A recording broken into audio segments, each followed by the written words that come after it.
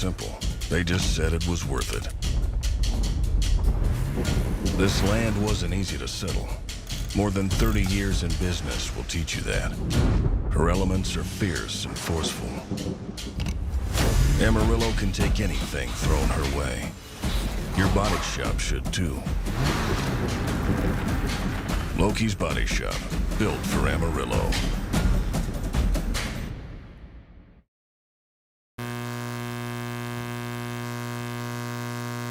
Good evening and welcome to tonight's Bushland Falcon Media Coaches Show, Week 6. It is hard to believe that we are halfway through the regular season. And tonight we're going to have Coach Reynolds joining us here in just a bit. Our local legend outfitters player of the game, Ty Purcell, who, man alive, if you watch that game Friday night, excited to just talk to Ty about some of those big hits. Man, he was bringing the lumber on Friday night. And then we'll get in with Coach Jason Culpepper and talk some Lady Falcon volleyball in the second half. And as always, my broadcast partner and good friend Chris Welch will join us for Chris's big close at the end. But just to kind of get started, one of the things we've started doing on Mondays is our Monday, well, it's Monday evening. It's not really our Monday morning overreaction, but it's our Monday quarterback sitting in our chair overreaction. And so what do we overreact to this week? Well, obviously that was a game of two halves on Friday night. First half, offense is clicking, everything's looking good. We go into the half with a 28-14 lead, and in the second half, sounds like there's a buzz, she said. In the second half, let's see if we can't get that buzz out. We got Austin here to help us this week because last week it did not go well starting off with the sound. And so, Jeremy, how are you, sir? I get so distracted being live and just want to talk to everybody, but let's do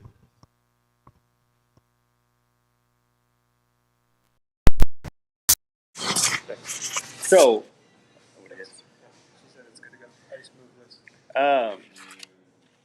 So, Monday overreactions. What is there to overreact to from this past week?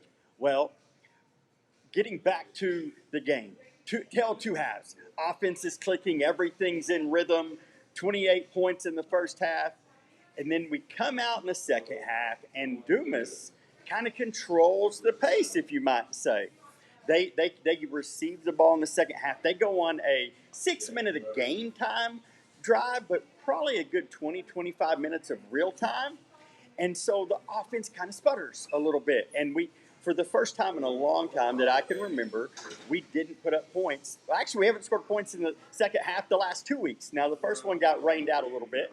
But as we talk about Monday overreactions, it's funny just to think about either way you can go. But as we get to Coach Reynolds in a moment, I think what we're going to be able to look at is midway through the season, we sit here at 4-1, coming off of a really, and I'm going to tell you, Dumas may have been the biggest line, both offensive and defensive lines that we've dealt with all year, and we'll talk a little bit about that. But you begin to see our defensive identity really take over in the second half. And, you know, again, we talk a lot about football being a 3-segment game or 3 components of the game, and you want to win all 3. And obviously on the offensive side, we played to a draw in the second half, but that defense, man, I'll tell you, Dumas, there was never a time that you felt like Dumas was catching momentum at all in the second half to be able to move the ball against our defense. And that's something that if we talked 3 weeks ago, a lot of the talk was people being nervous about what does that defense look like. We haven't given up 96 points in a while, but now you have this thing firing on all cylinders, and it's really begun to get locked in. And so excited as Coach Reynolds has just walked in. We'll give him a second to kind of get in the door before we set him down. But as one other overreaction is we can look at volleyball, and I'm excited to get to the second half because Culpepper, he's always a great interview, but two, man, the Lady Falcons seem to be rolling right now, and there's no better time to be rolling than when you roll into district.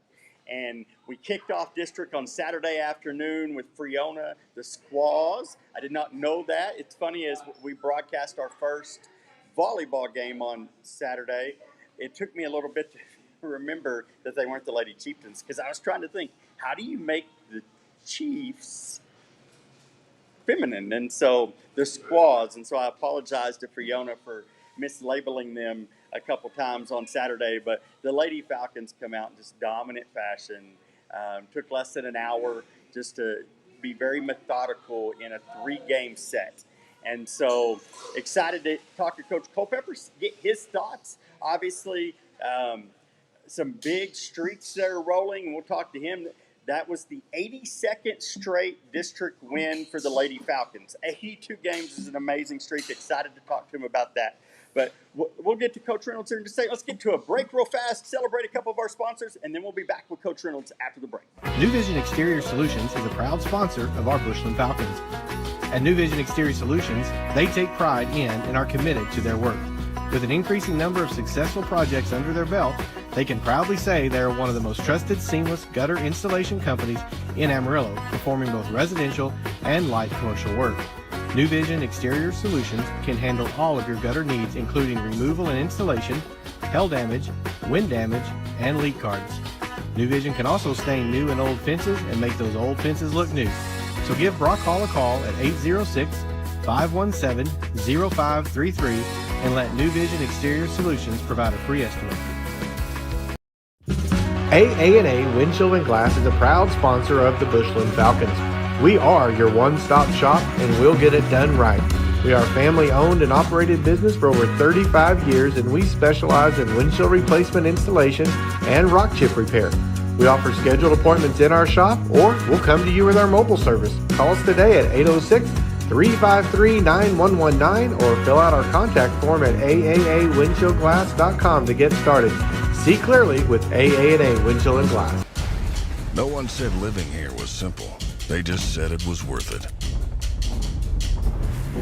This land wasn't easy to settle. More than 30 years in business will teach you that. Her elements are fierce and forceful. Amarillo can take anything thrown her way. Your body shop should too. Loki's Body Shop, built for Amarillo.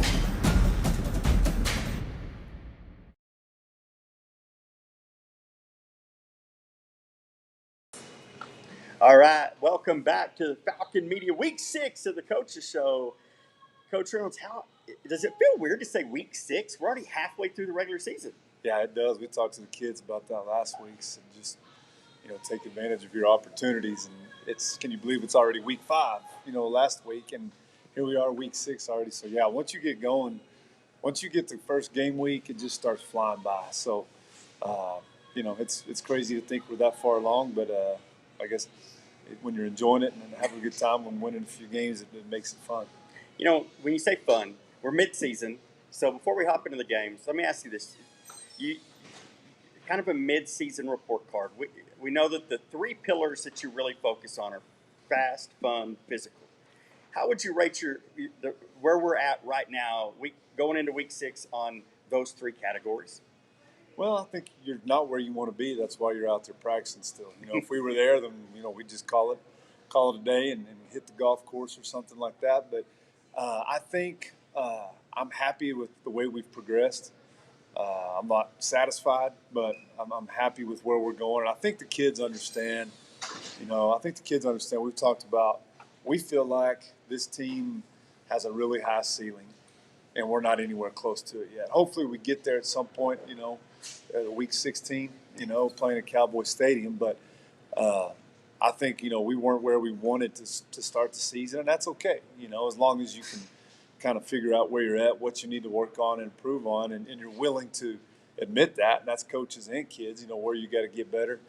And I think we've done a good job of that. And, we still have a long ways to go, but I like where we're headed.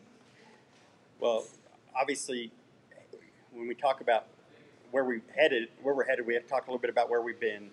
Coming out of Dumas, this was obviously coming out. How hard is it to come out of a week when you don't get a full game in heading into Dumas? Does it affect the preparation at all? No, not really. I mean, by the time we were hitting the practice field Monday of last week, you'd already forgotten about the border thing.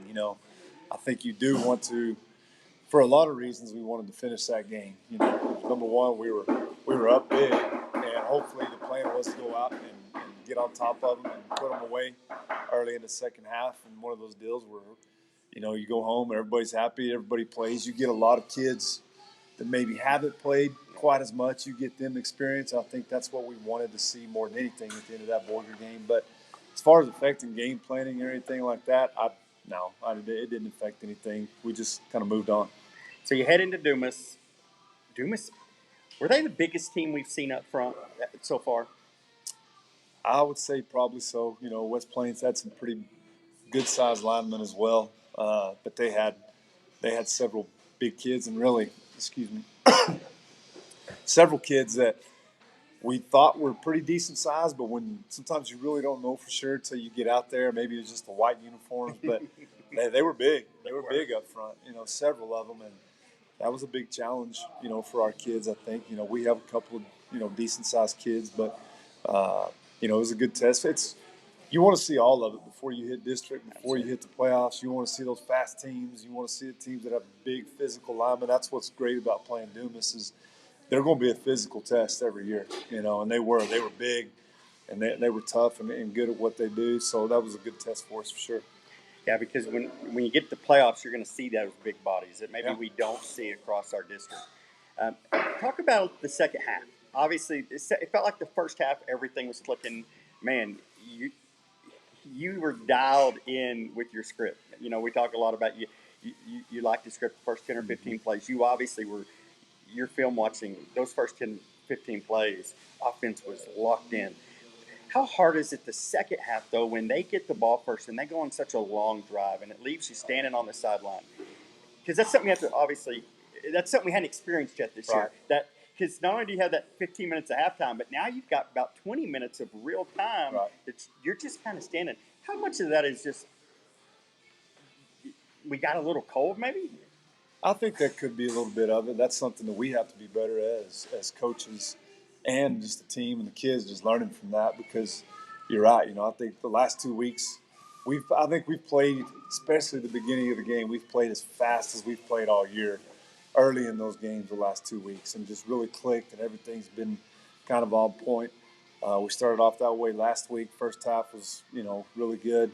The funny thing is at halftime, we're sitting there. We usually go in a halftime talk. We'll try to script about another 8 plays just to get us started that first possession. And we were talking, and finally somebody's like, why don't we just run the same plays we ran to start the game? They were pretty good. So we just ran the same plays to start. Now, we didn't. We got one first down, moved the chains once. I think we had a drop ball. They kind of set us behind. We didn't get it. But I think, after the game, we talked about it a little bit, and once from the last possession that we had in the second quarter until the next possession that we had halfway through the third quarter, it was probably in real time, it was probably close to 45 minutes to an hour. Yeah, I can see that. So a lot of those guys, they weren't out there on the field moving around, and it can be a challenge a little bit, but those things are going to happen, and we can't use that as an excuse. It doesn't matter if we have to wait 2 hours in a rain delay or we wait 45 minutes or whatever it is, we have to be ready to go, whether that's offense or defense. So to answer your question, we can make all the excuses that we want, but offensively, we didn't come out and play as well and execute the second half. But the good news is it's week 5, and that's an opportunity to learn. Yep. You talk a lot about how you build your schedule and trying to see everything you can see before we get to the playoffs. That's something we hadn't seen, but we probably will see again. And so now, before we jump forward to El Paso Riverside, our local legend player of the game just walked in. How big was Ty this week? I mean, just between the turnover he caused, but just it seemed like every single time he needed a big play, he's either in the secondary almost picking one off or he's knocking somebody's for a loop. He was all right. No, Ty, he played a great game. He's only been playing the free safety spot on defense for, I think that was his third game now. And when his first game to play there was Childress, and he had 3 days of practice and played really well that first week. And he's just a natural athlete in anything he does, any sport. But you can really tell that once you put him out there on the football field. Free safety is a spot where that's what I love to play too, because you're kind of giving the free reign to kind of roam around a little bit. You can play over the top and play the pass, or nobody's blocking you, so you can come downhill. Nobody's accounting for you most of the time in the run game, so you get those kill shots on guys, that you like to have. So to me, free safety was one of the funnest positions to play, and Ty's doing a great job. And again, he's just an athlete back there, and he's going to get better and better the more experience he gets. Man, that tells you his instincts. I don't think I realized that you're. I mean, he's not even 6 quarters in, because we didn't get the last two of Borger. So now we turn to El Paso Riverside. It's going to probably look a little different. They look different on film, obviously without Speedy, their quarterback. But they're 4-1, coming off of a really big win this past week. What do you expect to see out of them come Friday night? Well, I think we told the kids today. You watch. They have some good athletes. They have a quarterback that's athletic. They have a couple of different receivers that are athletic, skilled. They can run. Big offensive linemen, really big offensive linemen that they pull. They run a lot of the same run schemes that we do, counter and inside zone, jet sweep. They're just good at what they do, so you can tell they're well coached. When we played those guys here last year, I was really impressed with their whole program. When they got here, just the way they acted, the way their coaches were. They're just good guys, respectful. You can tell they coach their kids hard, and their kids want to be coached hard, and their kids are respectful, out there on the field, everything they did. So I think they just run a good program, and we're going to have to play well again to get a win. I was talking to Coach Reeser a little bit ago, and it was so packed last year. He and Coach Thomas sat on the other side, and he said Riverside's fans were some of the most kind and just genuinely supportive fans of their kids. You could tell that they were. He said you can tell they're a good program by the way their fans treated not only them, because they're in enemy territory over there, but the way they cheered for their kids. So moving in, and I know you don't ever look ahead, but last tune-up for district. What are you hoping to see from your Falcons one last time before we get ready for district? I think you just want to keep improving on all the things we talked about. Offensively, we want to keep getting better in execution. I think we're starting to see that where our tempo has been better. The last couple of games, we've been playing faster and executing. I'd like to see us have a game where we don't turn the ball over. It hadn't been a big problem, but we've had one just lazy one here or there, and I'd like for us not to have any turnovers as we go into that first district game. Defensively, we keep getting better. We've made a lot of strides on the defensive side in the last few games. Dumas did some things to us. We hadn't seen them throw it just a whole lot.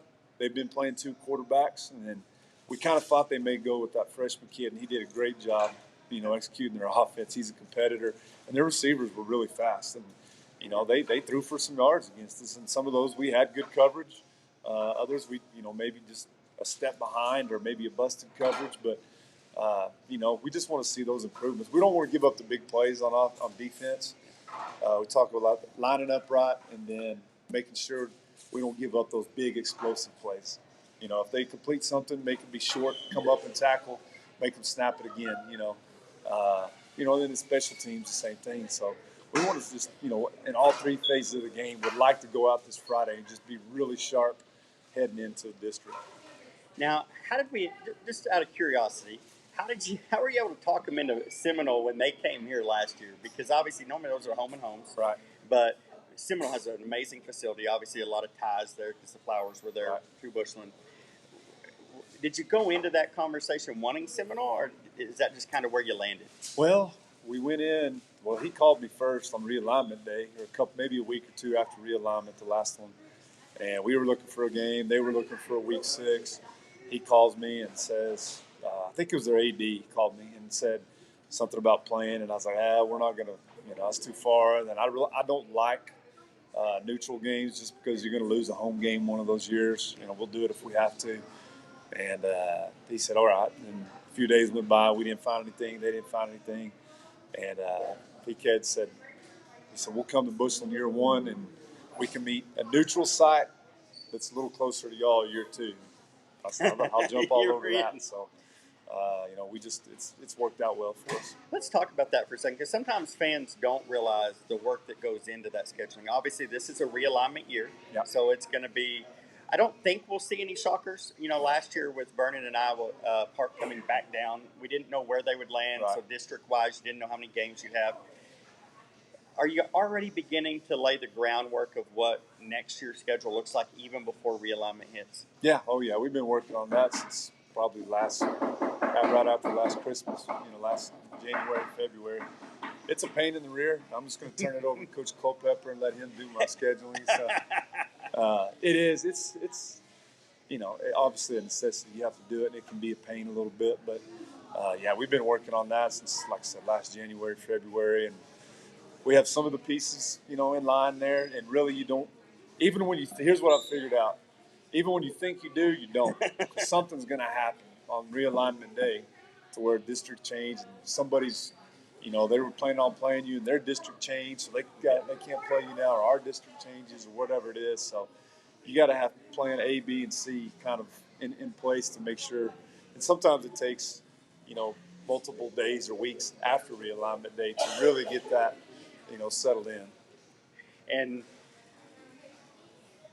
obviously, one of the we pushed to the top last time, numbers-wise, and we feel pretty comfortable, because that's one of the things I get asked a lot. I wrote an article before last realignment, and I was pretty proud of it afterwards, because I was dead on picking the football districts of where Iowa Park and Vernon would land. But we feel pretty comfortable. We're probably going to stay 3A Division I next year, correct? It looks like it. Like I said, you don't ever know what those numbers are going to be. Oh, just like the minute you think you do, UIL will pull. So I'm not saying anything. I don't know. I mean, we'll go wherever they put us, but looking at probabilities, I would say there's a pretty decent chance we stay, but they could always do something different with the numbers and 4A, but whatever, we'll go play wherever they tell us to. The two questions I get a lot: are we staying, and is Brock going?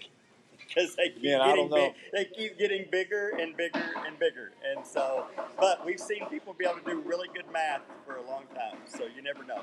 So, Coach, any final thoughts as you head into Week 6?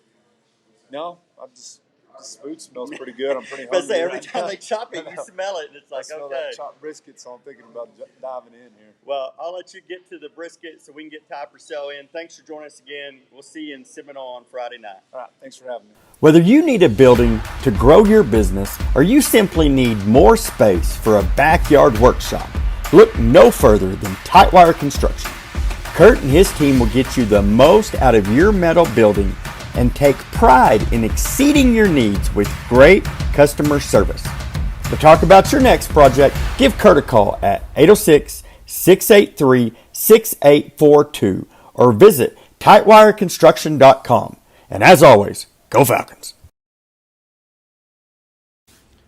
Hope Choice is a faith-based, pro-life organization that assists women facing an unplanned pregnancy by providing free pregnancy tests, sonograms, educational classes, and baby supplies.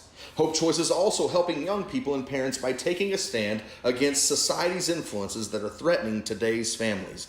By offering free mentoring programs to young people ages 8 to 18, retreats, and character building presentations for students in the schools, Hope Choice is changing culture one heart at a time.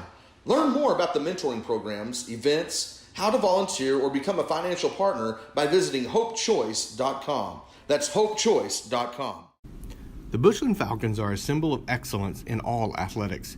So when the Falcons take the football field, there is no room for error. Vanessa McDonald with Lions Realty feels the same way about her job. As a real estate professional with almost 20 years of experience, Vanessa knows there's no room for error when it comes to your real estate goals.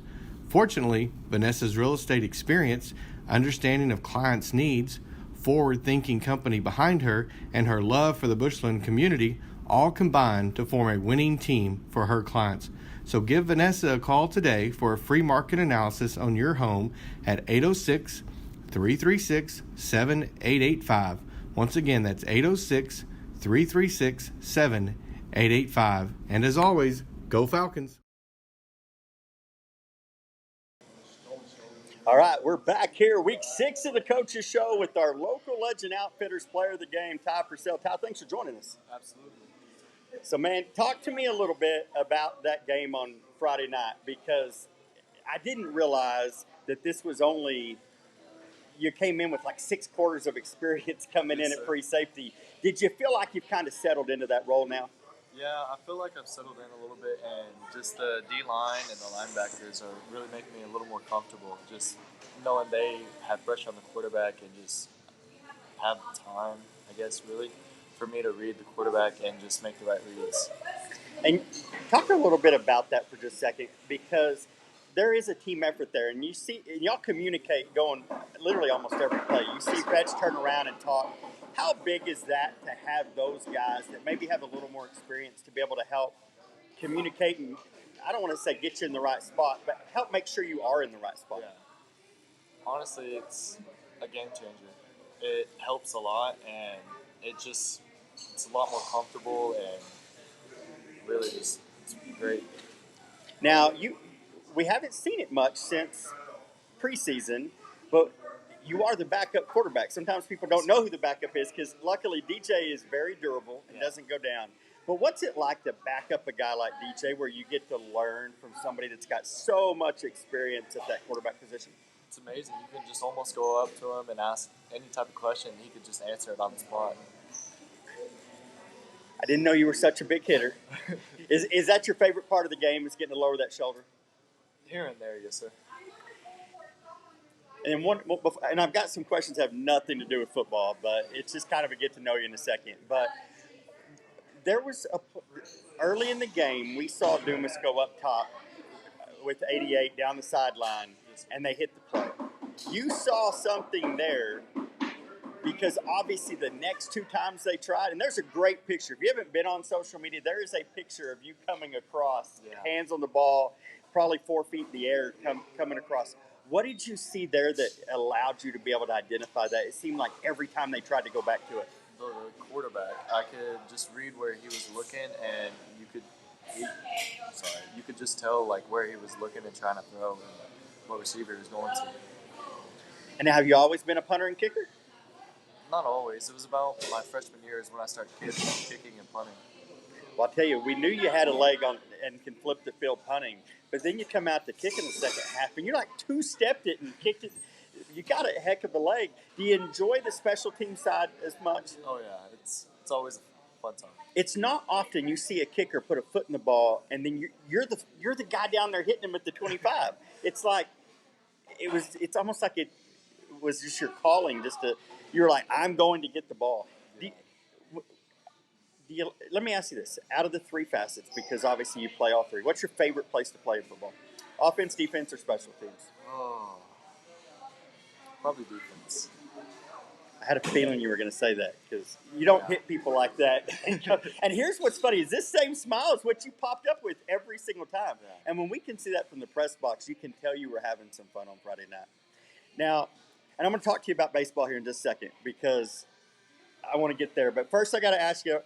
I've got 4 questions. Have you watched any of the previous coaches' shows? I've watched a little bit here and there.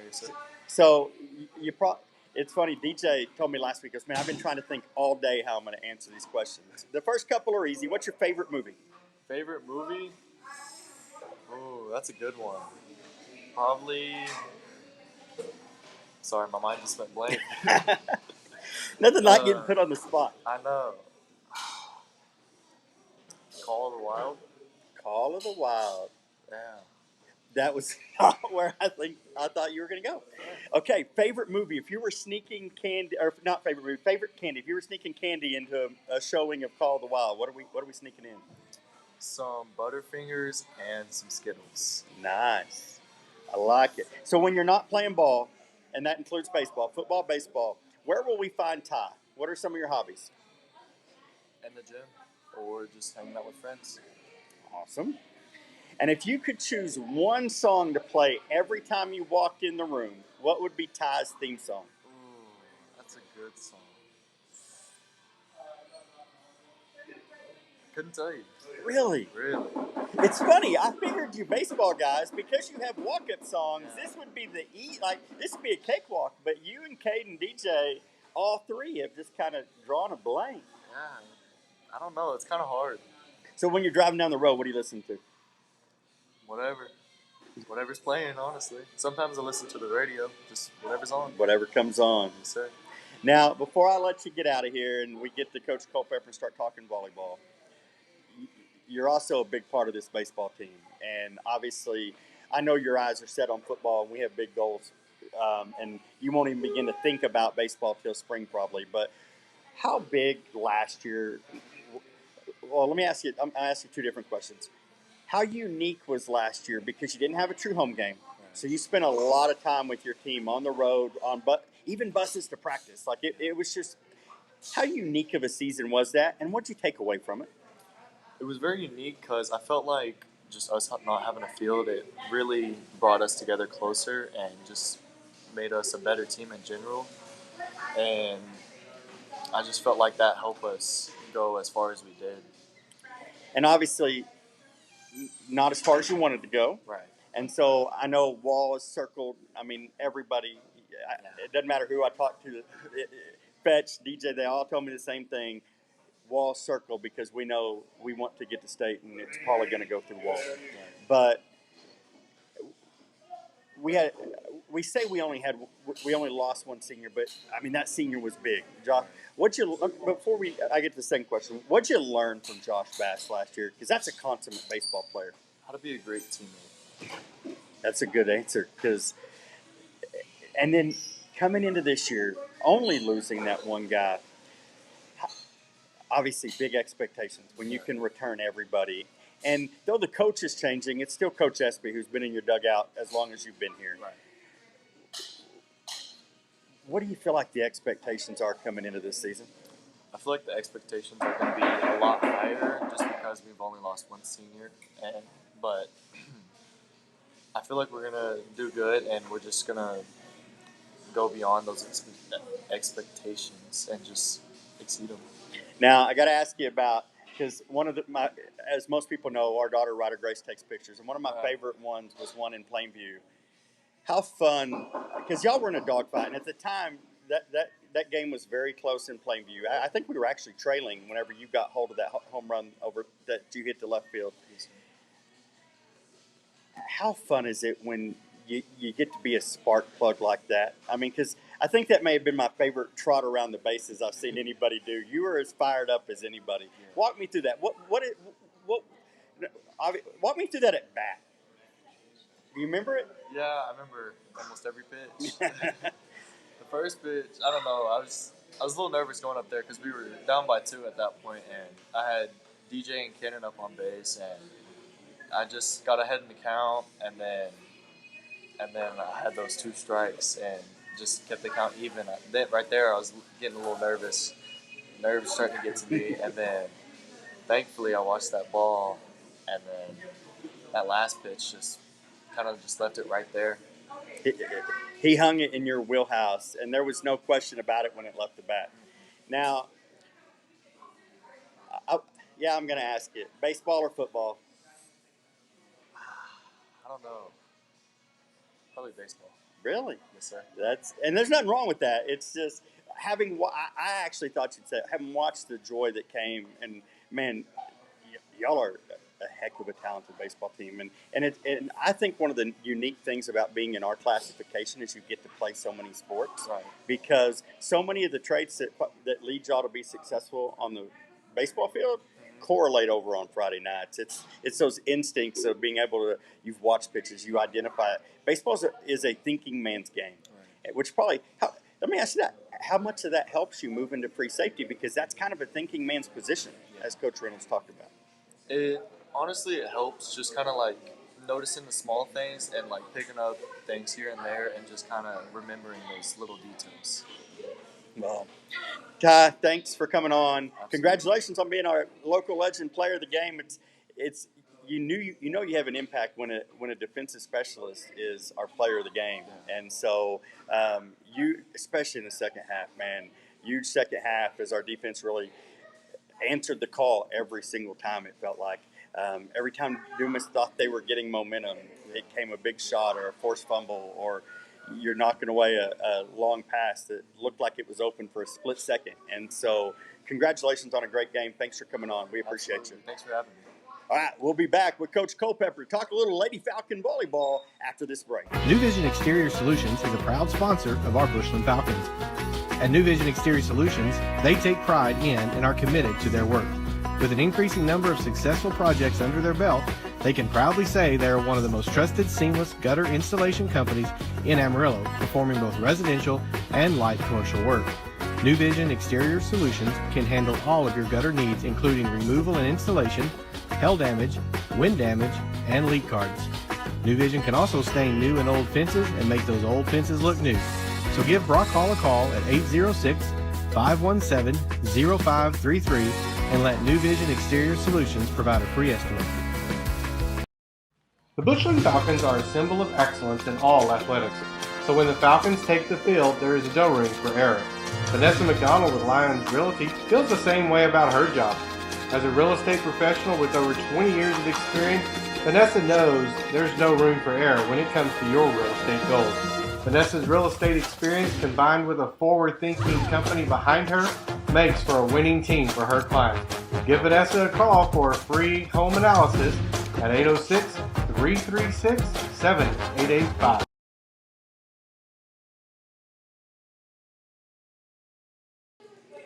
All right, we're back on the Bushland Falcon Media Coaches Show, and as promised this week, Coach Culpepper.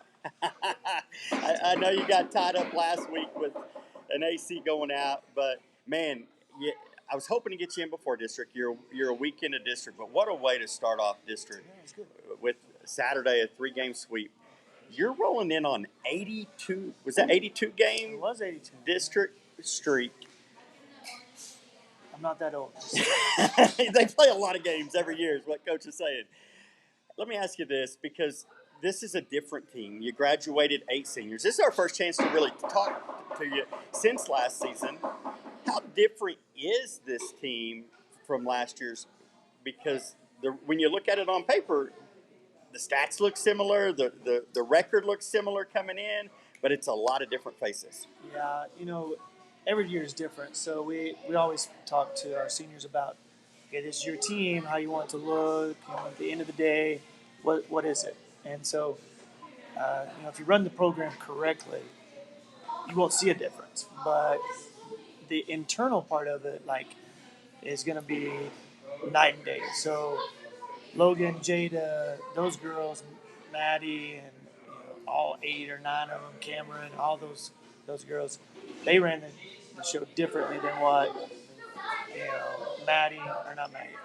Abby, JC, Hannah, and Hannah are doing right now. It's their own, but yet when you're looking on the outside to what we run, it looks exactly the same. But inside, those 4 girls are doing something totally different than the 9 previous. And that's the great thing about coaching, high school sports. It's just going to change every year, but yet still be the same. And that's the fun part about coaching. And when you say still the same, what the fact that it is so similar, what does that say about the leadership from year to year of just what's being sown forward? Yeah, and that starts at the junior high when we just came from junior high volleyball, and those girls, learn to win at the junior high. And, Coach Rankin does a great job at the freshman level, and Coach Parkhurst. So basically, we're just building each year up to when I get them, I just get to polish them up. And so, yeah, it's a 7 to 12 situation, and I just love coaching here and watching Coach Rankin and Coach Parkhurst do all the work, and I get all the credit. Coach Rankin was joking with me the other day that when he started coaching volleyball, he still had hair. Yeah, well, I don't know about that. So he does say he has a picture of this big, hair, but I haven't seen that picture. He's hiding that picture for sure. So obviously Saturday was kind of business as usual in district, but let's go back to last Tuesday because it's the last real tune-up, and you don't take it easy on scheduling. When Coach Reynolds said, I'm going to let Coach Culpepper schedule my games, I really thought, you don't want that because I've seen the way Coach Culpepper schedules non-district. What did you see there in that 5-set? Let's just call it, that was a heavyweight bout of just two teams going back and forth. What did you see there that you really liked that is going to carry on into the playoffs? Well, it was a hostile atmosphere first, and Tascosa always plays great at their place, and so we knew that was going to happen. Even though it just played them 5 days earlier, at our place and did a great job. So we knew those things going in. So when we go play in the playoffs, if we play on a Monday close to their house, we're prepared for those things. And so yeah, we prepare for a very tough non-district preseason tournaments, and we play Tascosa and Lubbock Cooper and all those guys, so that we are battle tested, and when we get to district in the playoffs, we're ready to go for anything they throw at us. Like you may have film, but I don't know that this happened. Uh, and I don't know why Coach Reynolds was so concerned about. He only has to schedule 10 games. Yeah. I mean, we're sitting at 29-6. We got almost 40 games in already, so I'll schedule his all day. That'll be easy.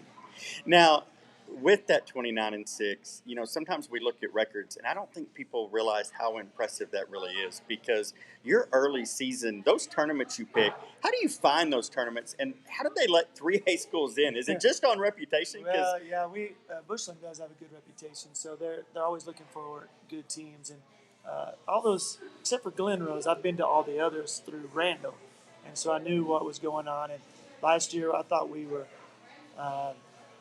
had enough experience to go play in Pearland, which was the Houston tournament. This year, they actually cut that number down. That was a 64-team tournament last year.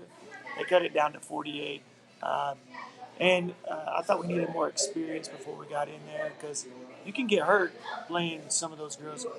We watched Dripping Springs, which is a 6A team. They got 4 D1 athletes on their team. That's a different game. But we do want to challenge ourselves in all those. So Glen Rose is a great tournament. We see Gunner in that one, and a lot of the other 3-4A. And so we want to make sure we're challenged all the way through. So obviously in Bushland, it feels like state tournament or bust, and everybody kind of looks forward to that, because one, that's the standard that's been set. I think it was a couple years ago, best is the standard may have been actually, or maybe it was just on Ryder Grace's shirt. One of the two. But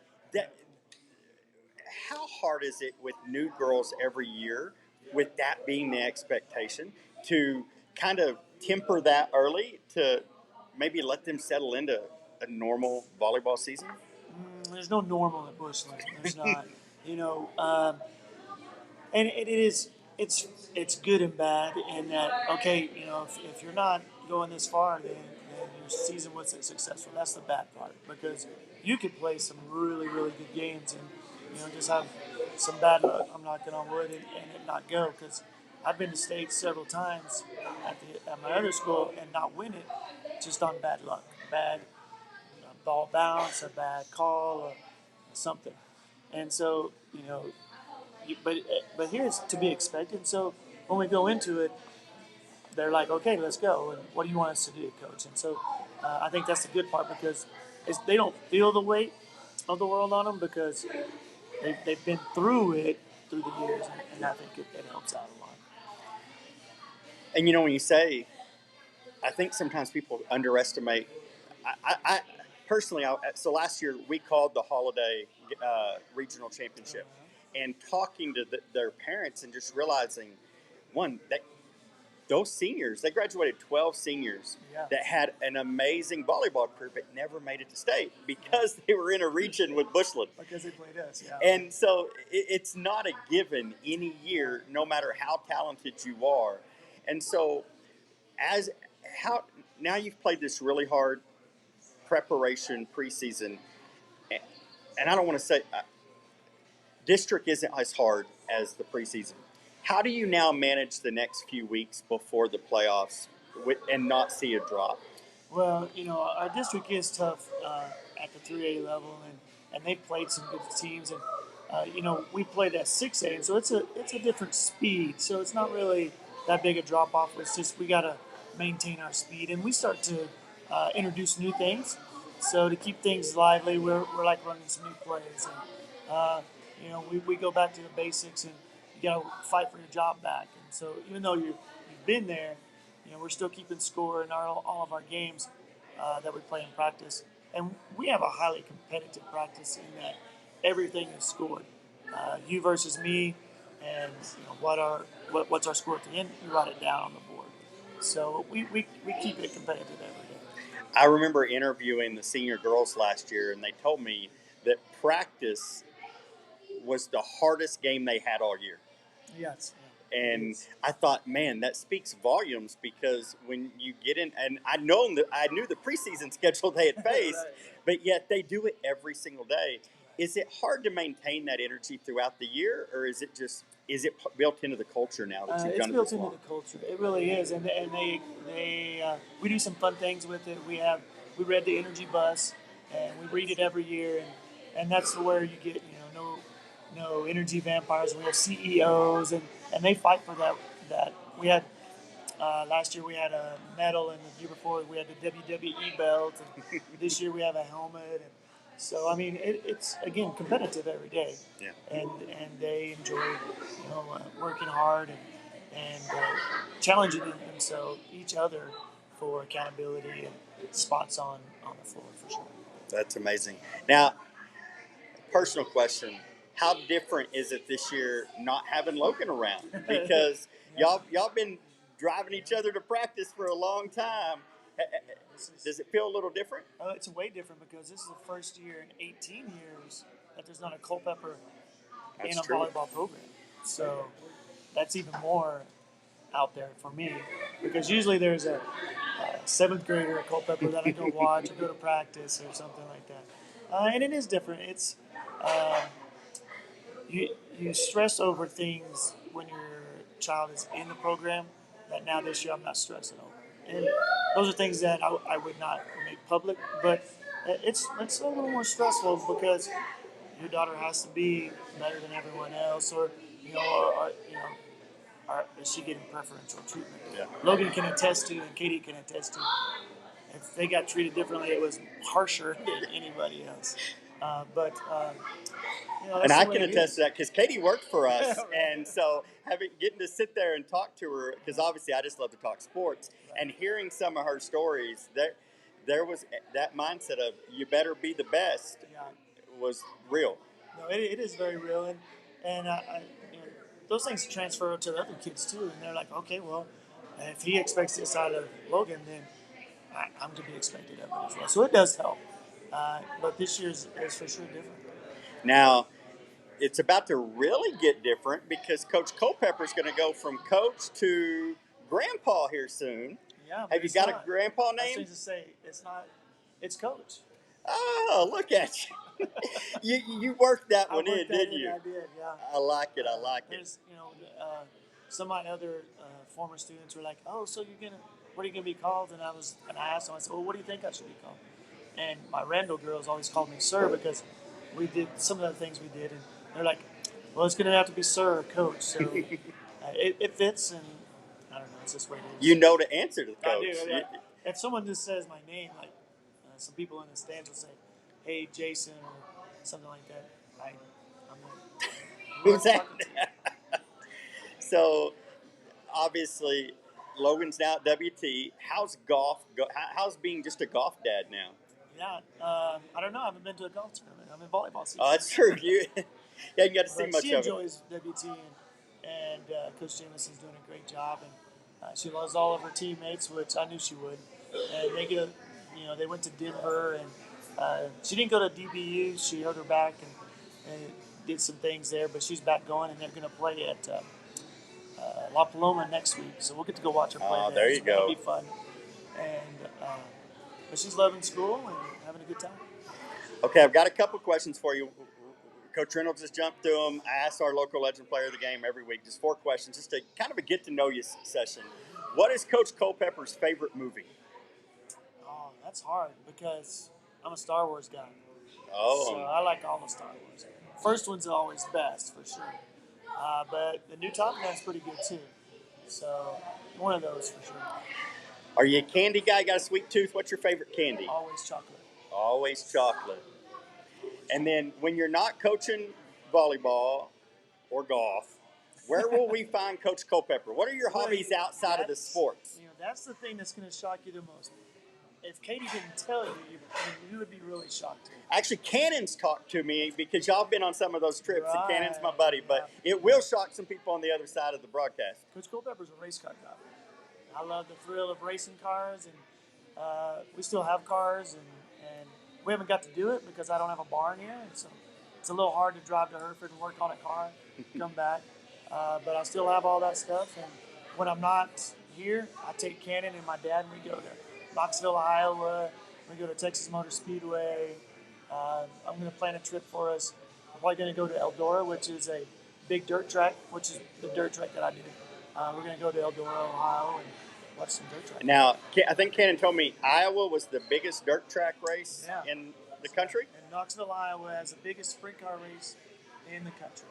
And we went and watched 3 days of sprint car racing, dirt flying, all those things. I would say other things, but really, it's a family atmosphere. Absolutely, yeah. He was pretty fired up when he was telling me about it. That was the guy's trip. Yeah, and we met during COVID. A young man from Waco. His name's Chase Randall, and Waco, one of the big restaurants, kind of like Mitch's, is Bush's Chicken. Yeah. And so they sponsor him, and we during COVID couldn't do anything. We went and watched races, and we followed him. And he was around the country, and his nickname is the Quickest Chicken. The Quickest Chicken. And so Chase Randall is now an up-and-coming World of All Out guy, and he's at Knoxville, and we watched him. And so, yeah, Cannon's got several memorabilia from Chase Randall, so that's cool. That's awesome. So, well, Coach, one last one. Yeah, There's one a fourth one. If there was one song that could play every time Coach Culpepper walked in the room, what would be Coach Culpepper's theme song? Man, that's hard. Scorpions Rock You Like a Hurricane. Wow. Or Motley Crue. The girls will love this one. Looks That Kill. Those are two good ones. That's awesome. Well, Coach, thank you so much for taking the time on a Monday night to come out and join us. Thank you. Look forward to not only just the district schedule, but a long playoff run. And wish you the best of luck this season. Appreciate you. Thanks for Thank having you, sir. me. Thank you. All right, we'll take one quick break here, and then we'll be back with Chris's Big Close.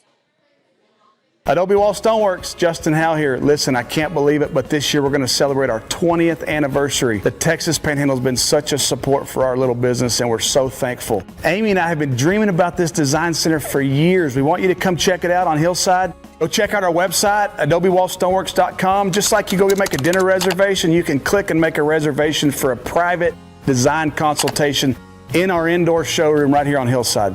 Come check out Adobe Wall. Procrete Construction is a regional concrete place and finish company designed from the ground up to give you solid professional service. Based in Amarillo, Procrete serves residential, commercial, and industrial construction industries. High standards of professionalism and quality are our benchmarks. We know your construction project requires a company that is equipped with the tools, knowledge, and experience to complete the work as promised with a focus on details. Call 806-318-3820 or go online to learn more about Procrete Construction at procretenow.com.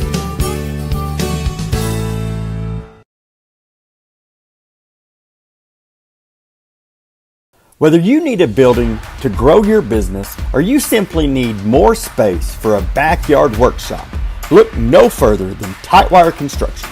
Kurt and his team will get you the most out of your metal building and take pride in exceeding your needs with great customer service.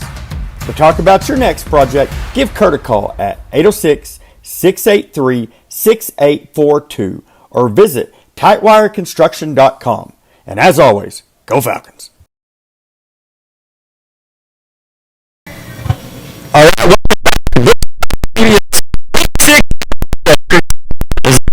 we're week 6 already.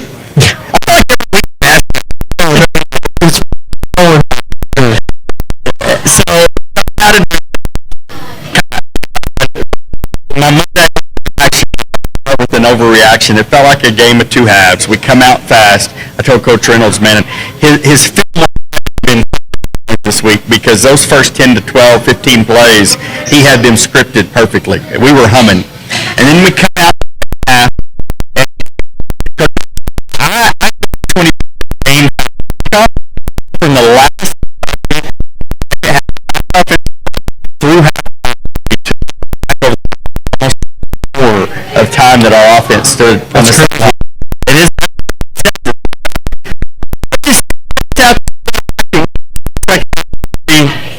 you'd like to. So we talked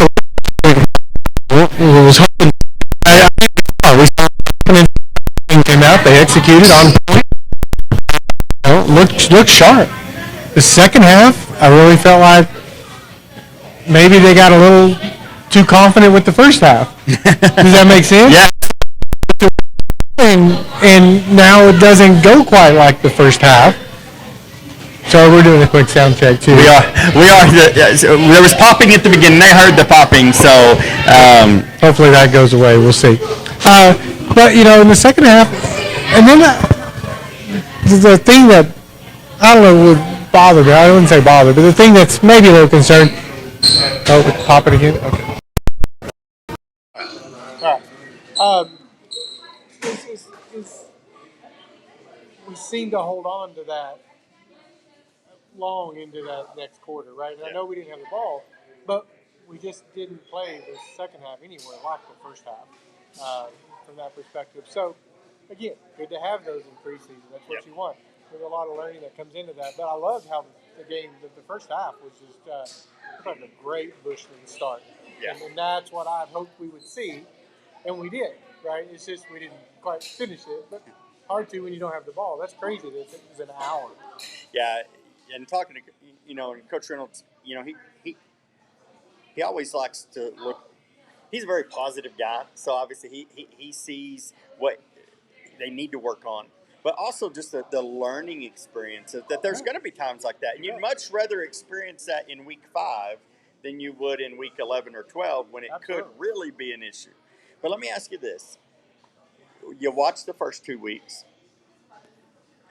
Even when the offense wasn't clicking and maybe the defense stayed on the field a long time in the second half, it never felt like Dumas had any momentum offensively. Oh, agree. I didn't get the sense at any point we were in danger of losing that ball game. Yeah. Right. But that's not the place you want to be either. Right? That's true. That's not the place you want to be. You don't want to be, are we okay? Right? You don't want to be asking those questions. Our defense keeps us in ball games without a doubt. When they're close. And so the defense is highly encouraging. I think we're playing well. We give up a big play here and there at times, but that's an encouraging part. Is I think the defense has been. We'll take away the Canadian game. Take that game away. Take away the first half of the Canadian game. Yeah, first half of the Canadian game. Every other quarter we've played has been really good defense. Yeah, for sure. And maybe a little bit of West Plains was just a heavyweight fight. 2 good offenses going back and forth, and obviously, here's something that I didn't realize, and I don't know if you did. So Ty Purcell, our local legend player of the game, he had never played free safety before Childress, and he looked at home, and so I feel like when he told me that, it made me realize how many of these guys, because we did graduate 21 players. And so though we have a lot of guys with game experience, maybe they're getting game experience now in different positions. How we're finding guys that fit in roles that maybe they haven't done before, but they're really settling in nicely because week after week, our defense just seems to be improving. One of the jobs of a coach or a leader of people is recognize where people's strengths are and get them in there. Yeah. Right? And so you've got a brand new defensive coordinator coming in here. He didn't know these kids. All he had to go off is where they were positioned last year. New defense now, maybe those positions aren't the same because a 3-3 runs a lot different than a 10-1. Absolutely. Right? And so you got to put people in the positions where they belong. You're not going to know where they belong until you see them in not just practice, game situations, how they react, what's their overall demeanor. Do they panic? Not a good place for a free safety if you panic, or you got, ice running through your veins. It's a good place to play free safety, right? How quick do you react? I need a quick reactor back at free safety. So seeing that kind of stuff, he's going to get better and better about recognizing people to put in those positions. So hopefully you're starting to see that now because we've got guys playing in different positions all over. Yeah, absolutely. Not just Ty. Oh, no doubt. I mean, you look at – I don't know that I've ever seen Charlie coming off the edge, and you look down and he's coming off the edge. And so now heading into Riverside, they're coming – once again, I feel like we say this every week. They're coming in with a lot of momentum. Mm-hmm. They dropped a really close week 1 game. I think it was like 38-36. It was like a 2-point game. But they've won 4 in a row. I think the last one was 52-6, if I'm not mistaken. And obviously last year they had a quarterback, Speedy, who at the time we thought was going to go to Army. They all told us, hey, he's committing to Army. and he ends up at New Mexico State. And you'll actually appreciate this. This was something I actually found out about 2 hours ago, talking to Coach Reeser. He said, there's no schools have bigger fallout in recruiting than the service academies, because they go, they visit, they love it, they want to play football there, they like the history, but then they get to the end and the paperwork says, oh, by the way, you have a 4-year enlistment attached to this, and they're like, whoa, wait, I thought I was just playing 4 ball. years after football, and they begin to realize, wait, I just want to play football. So he ended up at New Mexico State, but they have another fast quarterback. They may be bigger up front than they were last year, and you even mentioned the fact that they want to run the ball. What do you expect to see out of them, and what do you hope to see out of the Falcon defense heading into this? I think last year you schemed for Speedy. Absolutely. You schemed for Speedy. You schemed for Speedy. You're going to have to scheme for the quarterback, the running back, and the wide receiver this year, right? Because those three are their top targets for sure. The running back's averaging 138 yards a game or something like that. Receiver close to like 106, I think. So if you look at that, they're not one-dimensional. Not necessarily that they were last year, but they kind of were, right? I mean, when you got a great athlete, when you play your great athlete, right? You want him to have the ball in his hands, and he played both ways. We can talk about that defensive play too, but I think they're not one-dimensional. Do they pass to set up the run? Do they run to set up the pass? I don't know. You could debate that one just watching a few highlights, but I do think they're going to run the ball, and they're going to want to run the ball. Now, you can lose that running back because he's about that big. And that's a big low line to be behind. And when he gets outside, though, he pops it. I mean, he's very, very quick. But they've been in some slugfest. Even the games that they won, 2, 3, and 4, were pretty close in margin on some of their games. Last week was a complete blowout for them. But, I'll say I do expect them to give us different looks. But we can't just key on the quarterback this year. We've got to key on all aspects of the game. So I think you play this game this year a whole lot different than you played last year's game. Yeah, absolutely. Yeah, because Speedy was... If you stopped Speedy last year... You stopped them. You stopped them for the most part. They're going to have to go somewhere else, and they just didn't go a lot of other places. Yeah. Looking around the district, it just keeps getting tougher and tougher. I mean... And I know this is our final tune-up before we head into district play. Dalhart's 4-1, Muleshoe's 5-0. Everybody seems to be trending up.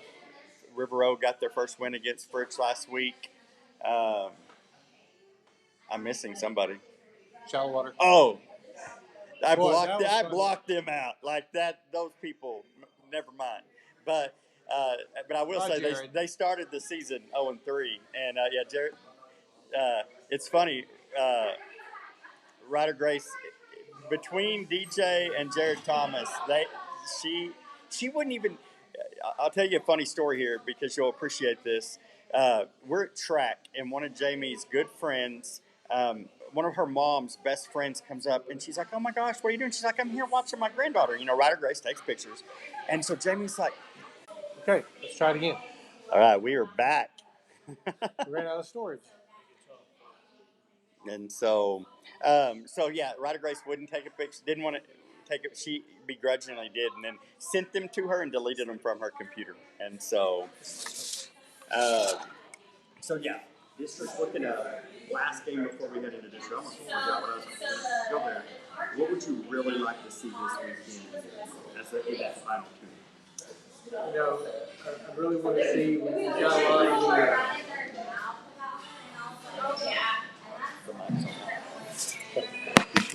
There we go. I think, let's get some of the mental errors out of there. So some of the jumping off sides on defense. We've seen a little bit of that throughout the year. Wrong routes, right? Let's make sure we're hooking up on our routes. Not that we've had a lot of trouble, but you definitely want to see that. I want to see our run game really set up our pass game a little more often. A lot of times we set up our pass to do the run. I think this is a good opportunity to maybe do the opposite a little bit. So that's kind of the things that I see. And then from a special teams perspective, I want to see us get a touchdown on a punt and a kick. because I think those are important too. And then let's get a good long field goal somewhere along the way. Because again, let's build up the whole team in all aspects of the game. It's not just about offense or defense. Yeah.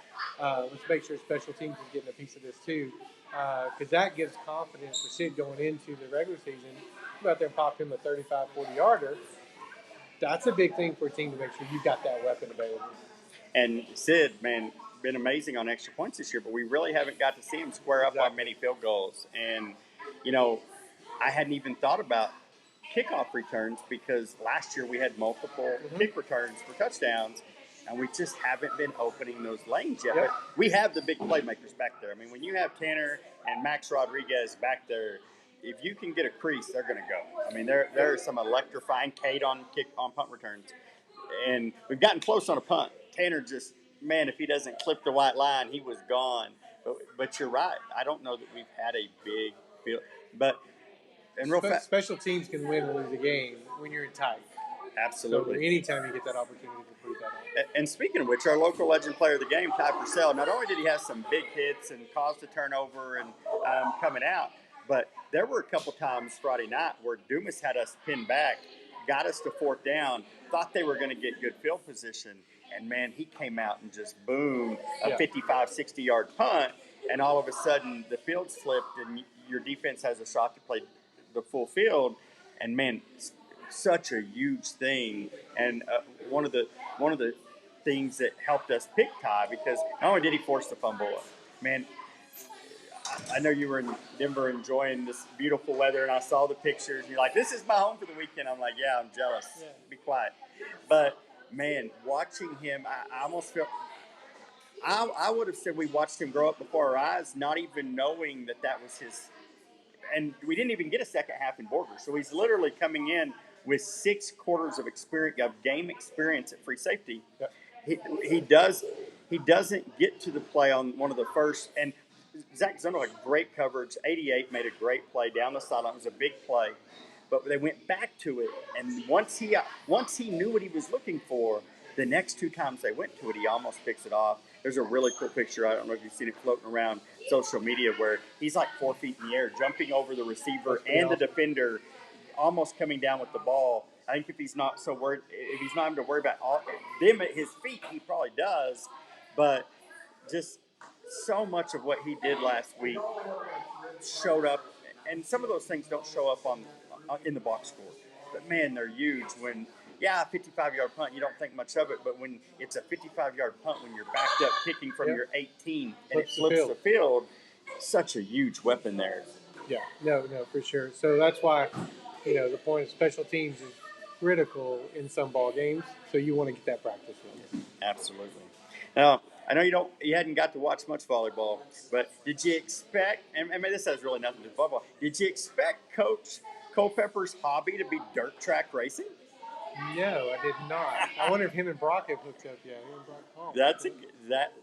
If they haven't, they need to. Yeah. No, I would not have guessed that one. If you would have put 3 choices in front of me, that probably would have been one I would have ruled out pretty quick. I like the 4 questions, because we really get to know both our coaches and our players on just a little bit different level. We get to learn some interesting things. The only reason I knew about dirt track is because Cannon, their sophomore, and Parker are really good friends. And so when they wrapped up volleyball camp this past summer, Coach and Cannon were headed to Iowa, and Cannon was telling me about how it's the biggest dirt track race in the United States, and they were going to go spend a week there. And so Cannon was super fired up. And so before that, I would have never guessed dirt track racing being Coach Culpepper's big thing. So, all right.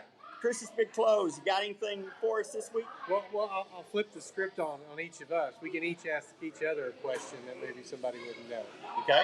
So I'll ask you, what's the oddest job you've ever had? The oddest job I ever had. Man, I'll tell you, as a young guy, I didn't really know what I wanted to do. And I came out of college, got in the car business, and sold cars for a long time. But then when I realized I didn't want to do that, I bounced around from job to job. But one thing that I don't know that it's odd, but it's probably one of the most pivotal things that has happened to me is I owned a roofing and framing company for years, and I had the first contractors pass into New Orleans after Hurricane Katrina. Oh, wow. There you go. And so I've got to see some. We were in Pensacola after Ivan, but Katrina was one of those that it was so unique because you just don't see that guy. I mean, you're literally driving down I-10 through New Orleans, and it's still water everywhere and homes floating. It's just seeing. I've never seen devastation like that, but I've also got to see a community come together in a way that I've also never seen it. And I mean, we come into towns after hailstorms and maybe a tornado, but to watch them rally together in New Orleans and neighbor helping neighbor, there were two big. Talk about stark different realities. You see the worst of what can happen from a storm, and then getting to see the best was pretty amazing. Yeah. What about you? Oddest job. I would say high school job. I worked at a funeral home. We were also the mortuary service. So at 17, I had a lot of eye-opening experiences pretty young. Did you drive a hearse down the road with the body at 17? Absolutely. And if you want to know my funny story behind that, we were always alone in the hearse, other than behind us. So I always carried either my Bon Jovi or Def Leppard cassette tape with me and cranked it up. And my dad would always say, "You can't do that." I'm like, "Nobody's complained yet." He never liked that answer, but I said it anyway. 17 years old, what do you know? Oh. But I did wreck. I did dent the limo. So we had this was in Marshall, Texas. So the funeral home was at an old carriage house, literally an old carriage house, right? So they had these big columns where they had to support the floor, and they had these big round concrete that had been poured around them to continue to keep those metal supports up. The students were not supposed to be backing the cars into the carriage house, but the funeral directors were kind of lazy sometimes, so they'd say just go back the car in. Well, it's really low, and you couldn't really see them in the mirrors because it's below where your mirrors are. So as I'm backing up, I scraped the wheel well on one side of that limousine. Oddly enough, after I left and one other student left at 18, they never employed any more students, high school students. So They learned their lesson. yeah, I don't know if that was coincidence or not, but that's probably the oddest job I've ever had. Oh, that's awesome. Well, we're going to get to take the long drive to Seminole on Friday. I think it's going to be a longer drive home than it is there. Yeah, let's see what time we're leaving for that. Is it 3 hours? A solid 3. You're 3? 3 for me, which Oh, tells you it's 4 for me, That so- is a solid 3 hours if it's 3 hours for me. And I'll just let you derive what you want to derive out of that. But before we sign off, I want a huge thank you to Mitch's Barbecue. Thank you.